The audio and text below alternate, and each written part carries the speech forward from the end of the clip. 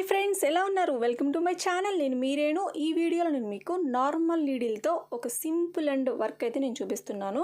Work వచ్చి cable chain stitch అంటారనమాట. మనకి ఈ వర్క్ వచ్చి ఫస్ట్ స్ట్రైట్గా లైన్స్ అయితే గీసుకొని దాని మీద అయితే ఫస్ట్ అయితే మీరు ప్రాక్టీస్ చేయాలి. తర్వాత మనం ఎక్కడెక్కడ ఏ డిజైన్కి అయితే వేసుకోవాలనేది నేను నెక్స్ట్ వీడియోలో చూపిస్తాను. ఓకేనా? ఫస్ట్ బేసిక్గా కుట్టడం అనేది రావాలన్నమాట. ఫస్ట్ లైన్గా ఏది వర్క్ నేర్చుకున్నా, మగ్గం వర్క్లో నేర్చుకున్నా, నార్మల్ నీడిల్తో నేర్చుకున్నా, మీరు ఫస్ట్ స్ట్రైట్గా లైన్స్ గీసుకోవాలి. దాని మీద ప్రాక్టీస్ చేసి మీకు బాగా వచ్చిందన్నప్పుడు అప్పుడు చిన్న చిన్న కొమ్మలు అవి వేసుకొని మీరు వర్క్ అయితే వేసుకోవాలన్నమాట. ఓకేనా? మనకి థ్రెడ్ వచ్చి కుచ్చు దారం తీసుకున్నాను నేను. కాటన్ దారం అయితే మనం ఎక్కువ పేటలు ఎక్కించాలి కాబట్టి మనకి కుచ్చు దారం అయితే 6 పేటలు వస్తుంది. మనం 6 పేటలు ఎక్కించేసుకోవచ్చు.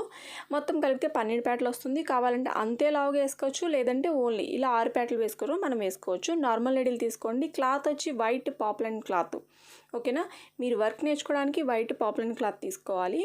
లేకపోతే ఇంట్లో ఉండే బ్లౌజ్ పీస్ కానీ లేకపోతే హాఫ్ పట్టు కానీ అవైనా మీరు యూజ్ చేసుకొని వర్క్ అయితే నేర్చుకోవచ్చు అనమాట.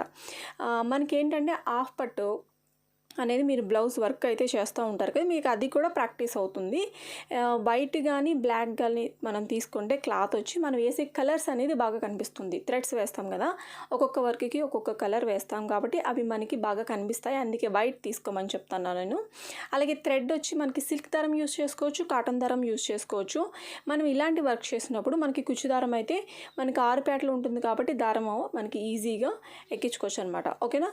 అలాగే నీడిల్ వచ్చి నార్మల్ నీడిల్ మనం చేతి పని చేస్తాం కదా, అదైనా పర్వాలేదు, దానికన్నా కొంచెం లావుగా ఉన్నదైనా మనకి పర్వాలేదు. మనకి ఈ వర్క్ వచ్చి చాలా సింపుల్గా ఈజీగా చేసుకోవచ్చు అనమాట. మీరు పిల్లోస్ మీద వాటి మీద కొంతమంది డిజైన్ చేస్తూ ఉంటారు. అలాంటప్పుడు ఈ వర్క్ అయితే మనకి ఈజీగా అయిపోతుంది. మనకి వర్క్ కూడా చాలా బాగా కనిపిస్తుంది.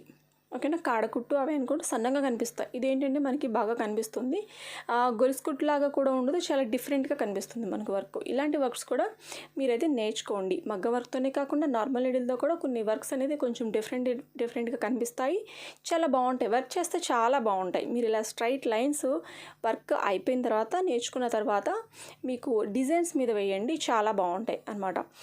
ఇప్పుడు వర్క్ వచ్చి మనకి ఇలా నీడిల్కి ఒక మెలికి వేసేసుకొని కిందకి దించేసుకొని బ్యాక్ సైడ్ ఎలా ముడి వేయాలో కూడా నేను చూపిస్తాను, అది కూడా చూసేయండి. ఇలా థ్రెడ్ వచ్చి అలాగే మనకి థ్రెడ్ వచ్చి బాగా టైట్గా లాగకూడదు, లూజ్గా లాగకూడదు. బ్యాక్ సైడ్ నాట్ వేస్తున్నాను అనమాట.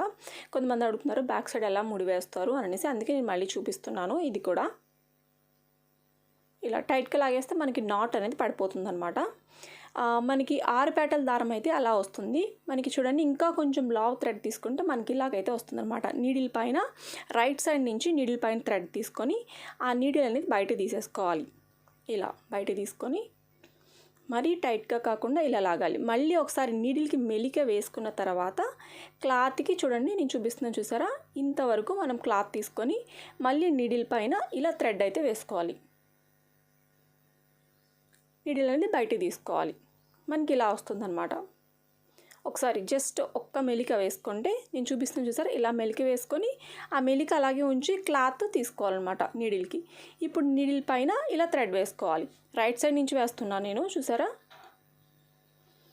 ఎక్కడ దారం అనేది వదిలేయద్దు, చిక్కు పడిపోతూ ముళ్ళు పడిపోతూ ఉంటుంది. దారం వదలకుండా నేర్చుకునేటప్పుడు స్లోగా నిదానంగా నేర్చుకోండి.